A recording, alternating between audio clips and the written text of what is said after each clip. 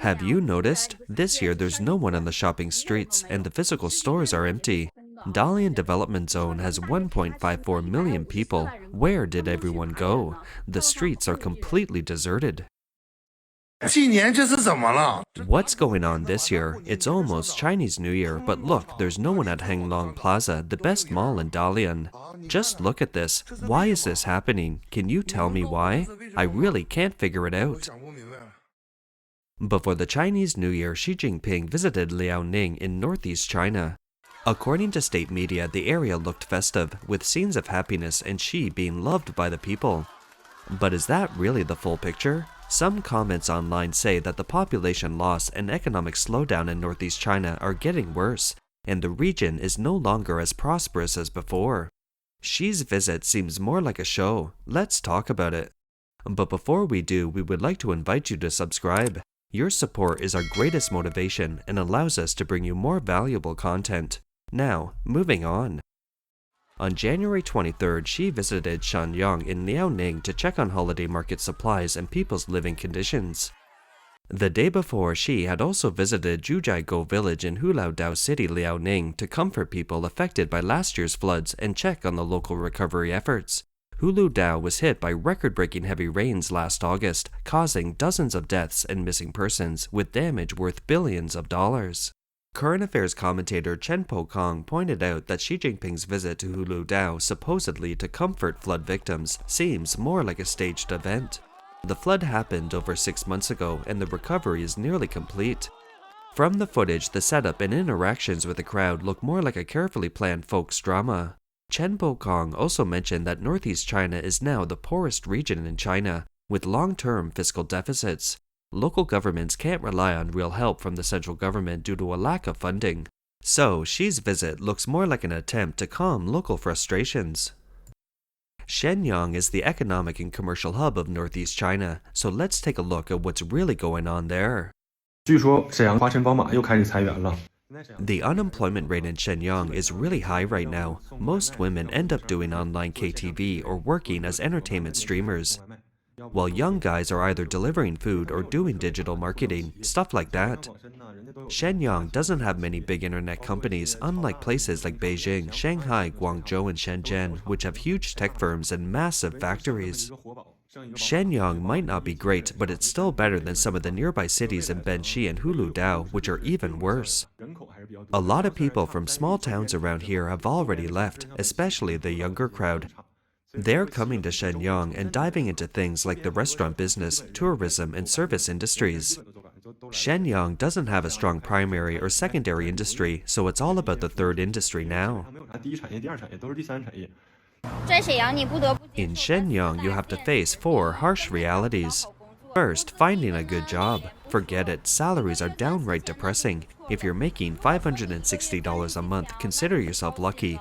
$900? Congrats, you're basically rich. Second, prices are way too high. Even breakfast costs $2, and if you want a decent meal, say goodbye to a few dozen bucks. Third, the work pressure is insane. It's like you wake up every day just to make money, and the pressure, it's enough to crush your soul. Fourth, if you're an average person trying to get things done, good luck. No connections, no chance. Big things, small things, without someone to pull the strings for you, nothing moves. So what do you think? Am I right or what? Please drop a comment and let's talk. Does having a bachelor's degree in Shenyang mean you can only work in a factory? A friend of mine has been unemployed for months. He sent out hundreds of resumes, and after all that effort, he finally landed a job that paid $630 a month. But after a 7-day trial, they still let him go, without even paying him a dime. Honestly, I never thought having a bachelor's degree in Shenyang would still mean you can't even get an interview. Is a bachelor's degree really that worthless in Shenyang? If you have a stable job with decent pay, no matter how stressful it gets, think twice before quitting. For most of us, work isn't about chasing dreams, it's just about paying the bills. Most jobs are repetitive anyway. Get bored? Switch jobs. Same grind, different place. After living in Shenyang for 2 years and going through 3 different jobs, I finally realized that having a stable job and a steady income is what truly gives us dignity. Dalian, one of Liaoning's key coastal cities and a major gateway to the northeast, isn't looking much better either. Walk down any street and you'll see empty shop after empty shop. Even the once busy shopping streets are now full of for rent and going out of business signs. Take Ping Zhe for example. She's been in the sliding door business in Dalian for years. According to her, this is the worst year ever. 可能从明年开始 Maybe next year, no one will bother with the Chinese New Year. With just a few days into the new year, it's hitting me. This might be the last normal spring festival for a lot of regular folks. In the past years, this time was all about company New Year parties, shopping for festive goods, and lots of lucky draws. Everything was so lively. But now, there's no festive vibe anywhere. I'm from Hegang and have been in the sliding door business in Dalian for 14 years. This year, zero profit. Honestly, I don't even feel like going home anymore.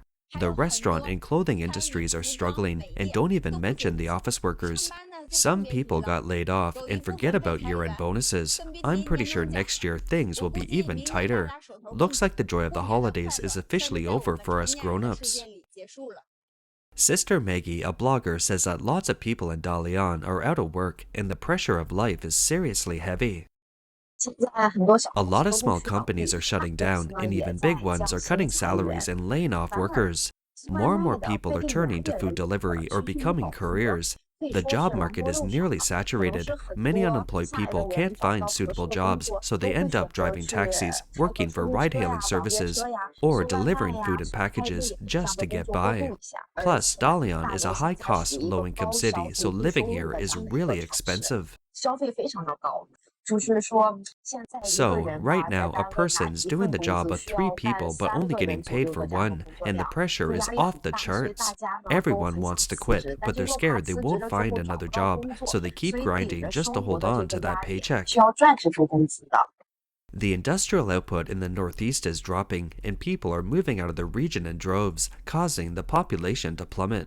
The birth rate has also hit rock bottom, now the lowest in the country, and it's dropping by 30% every year. This blogger broke down a few reasons for the Northeast's population drain. Some people say, you Northeasterners are everywhere across the country, but in the Northeast, there are fewer and fewer of you. And they're right. The population of the 3 Northeastern provinces is down by over 11 million people compared to 10 years ago. Honestly, we don't even need to look at the stats. Just walk through the streets and alleys in the South, and you'll hear Northeastern accents everywhere. It's pretty obvious how much the Northeast has been exporting its people over the years. Out of the 36 regions in the Northeast, only Chengchuan, Shenyang, and Harbin have seen population growth. The other 33s, they've been losing people steadily. So here's what I'm thinking, don't you agree? First, we all know how brutally cold winters are in the Northeast, and the people with a bit of money, as soon as winter hits, they all head straight to Sanya. These days, Sanya is practically becoming a second home for Northeasterners.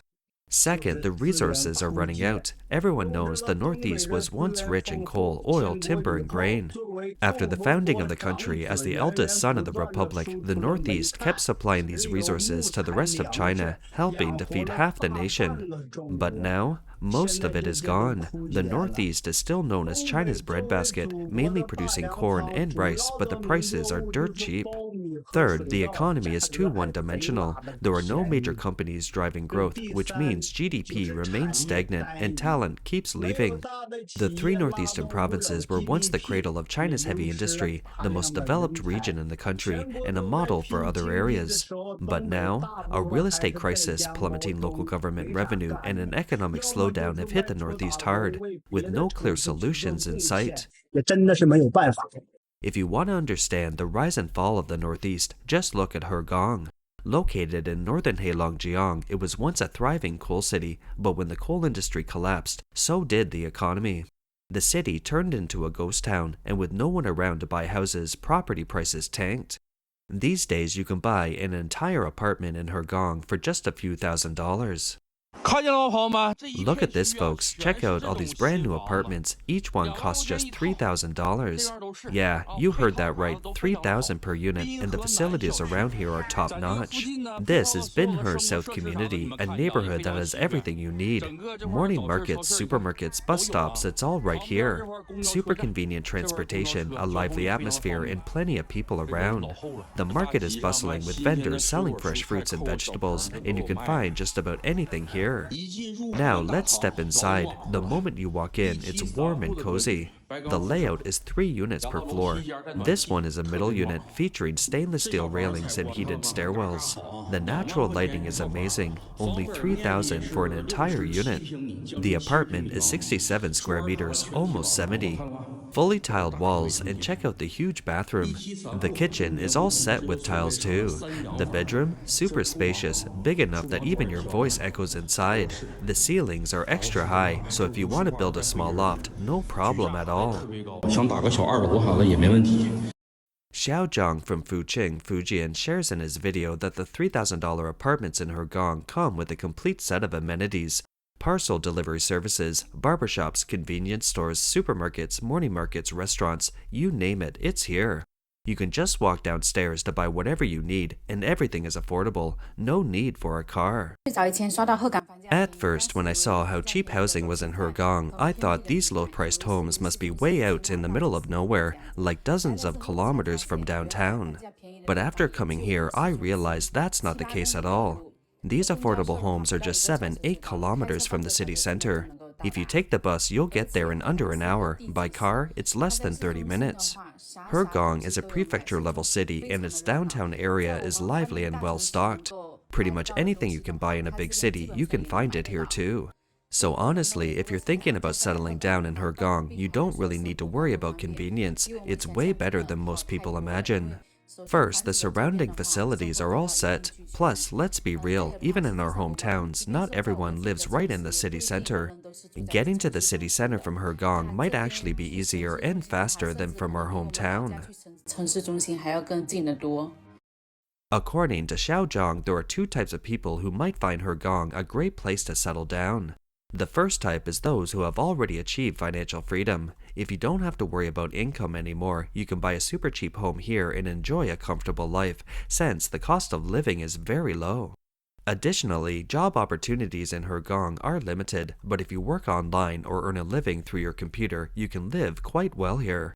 So, whether to buy a home here depends on your financial situation and future plans. In 2019 and 2020, the Hegang city government defaulted on its debt repayments, the first prefecture-level city in China to do so since 1949. On the brink of bankruptcy, Hegang now faces a financial restructuring. What is financial restructuring? Financial restructuring is like trying to go bankrupt but not being able to, so you have to find other ways to cut costs and increase income. The reason for this financial crisis? It all boils down to the slump in the real estate market. The reason banks are willing to lend money to local governments and state-owned enterprises was that they thought the land was valuable and could generate steady cash flow to guarantee repayment. However, by 2021, most local governments in China saw huge drops in land sales, with some cities even seeing a 50% decline. With no land being sold, how can they pay back loans? And since the government can't go bankrupt, they call it financial restructuring instead. At the core of this issue is still real estate. Local governments pushed up property prices, and now that the market is down, they're in trouble. One possible solution is to introduce property taxes, a continuous source of revenue. In the future, the government might even let land transfer fees be symbolic or not paid at all, and lower property prices so people can afford homes. But once you move in, you'll need to pay taxes regularly, kind of like paying in installments. If that happens, real estate speculators will definitely be worried. Hegang is just the tip of the iceberg. In many cities and counties in northeast China, property prices have dropped drastically. They become like Hegang. People used to mock Hegang's slow housing sales and outflow of people, but now that's a nationwide trend. Report says that by September last year, 25 provinces and 95 cities in China saw their property prices start to follow the Hegang model. Even economically developed areas like Beijing, Tianjin, Hebei, and the Pearl River Delta, and Chengdu, Chongqing have been surrounded by cities that are experiencing Hegang-style declines, with property prices falling to between 10,000 and 20,000. That's all for today. If you enjoy our content, please give us a thumbs up, subscribe, leave a comment, and share it with your friends. We appreciate your support, and we'll see you next time.